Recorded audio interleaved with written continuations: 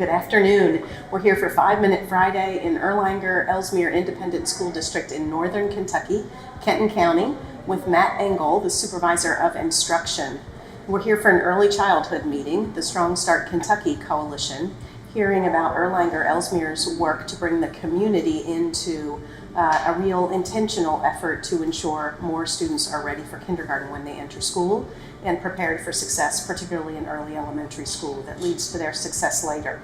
So Matt, I'd like to just hear a little bit from your perspective about the Early Childhood Collaborative and how the school district really reached out to the community, business leaders in the community, other citizens, to work with all of you in the early childhood space that's so important. Well, when we began this initiative 5 years ago, it really began with very few community partners. We're talking about the Erlanger-Elsmere Independent Public School District and Children, Inc. What we realized through that work is that there were a lot more people out there that wanted to be a part of the solution, if you will. Several entities that many I'm not even bringing up right now came to the table and said, you know what, let us help.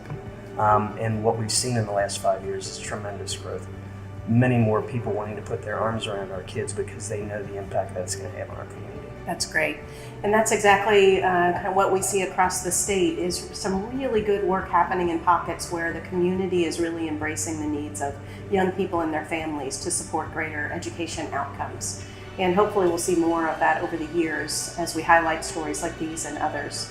Matt, what are some of the things that you're seeing with students coming into the school district today that maybe you didn't see a number of years ago that really impacts our ability collectively to help our children achieve at high levels academically? Sure. I think the biggest impact that we have seen, especially again with our youngest learners, the 3-year-olds, the 4-year-olds, the 5-year-olds, the kindergartners, the impact of trauma in their lives.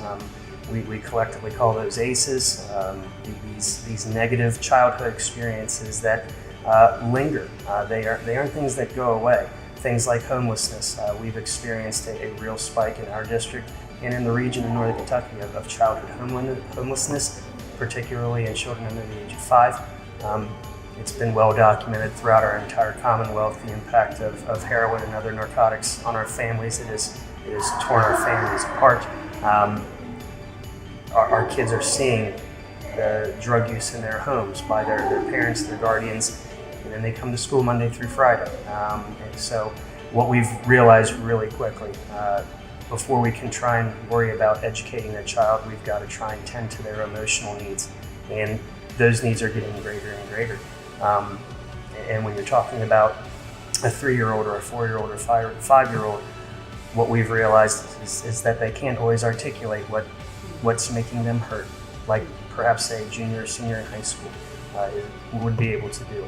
So we've gone to school on this issue. We've worked with other collaborative partners, whether it be the Children's Home of Northern Kentucky, St. Elizabeth, to try and educate ourselves so that we're better prepared to meet the challenges of our children.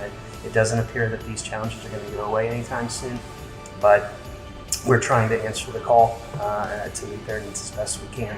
We know, just like any of us, even adults, when we have something difficult going on in our lives, it's particularly difficult to attend to some of the higher level tasks. And Correct. When we're pushing on academic outcomes in the state, we have to recognize that these issues that children present with every day, we see it, as Dr. Burkhart so articulately shared, as behavior issues. Correct. But there are things underlying those behavior issues that we need to come together as a community, statewide and in our local communities, to support children better.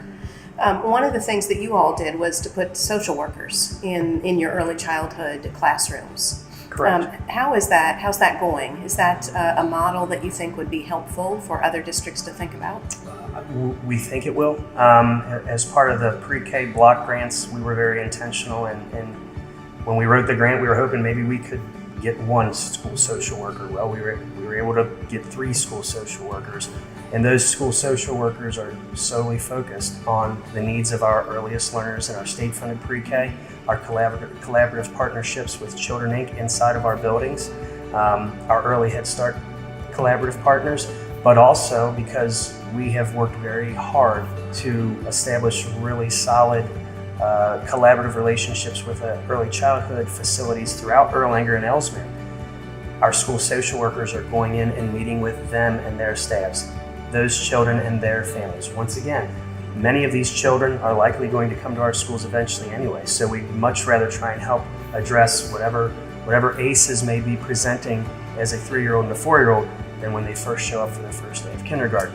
And even if those children aren't going to come to our kindergartens, or those pre-K kids aren't going to come to our school district, they're going to go to somebody's school district, and it's about all kids, right? Yes. I mean, you've seen the mantras and the mission statements of school districts across the state.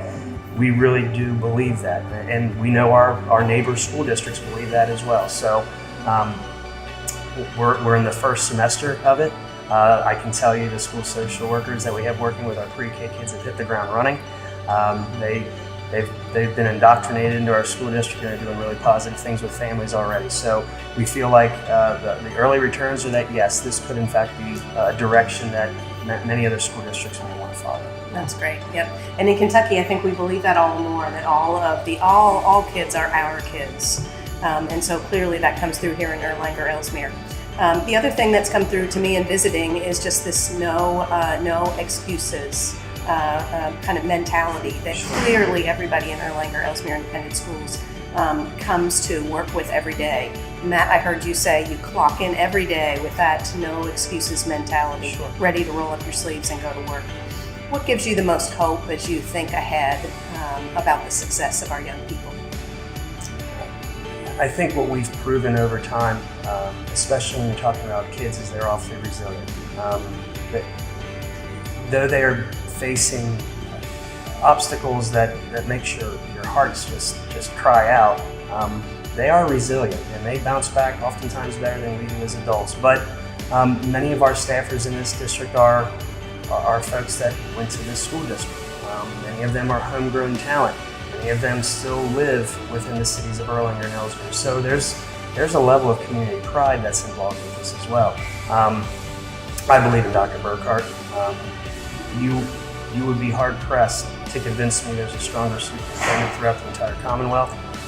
And the model she provides for us as employees, clocking in is not a hard thing. I mean, you want to go to work with her because she's doing everything that she does for kids. Period. Full stop. It's not about accolades. It's not about ego. It's about kids. So I feel reasonably confident that all the folks in our district feel the same way. Yeah, great. Matt, thank you so much, and thank you for all the great work that's happening in Erlanger-Elsmere Independent and letting us highlight it today. So happy you're here today. Thank you so much. Appreciate it. Thank you.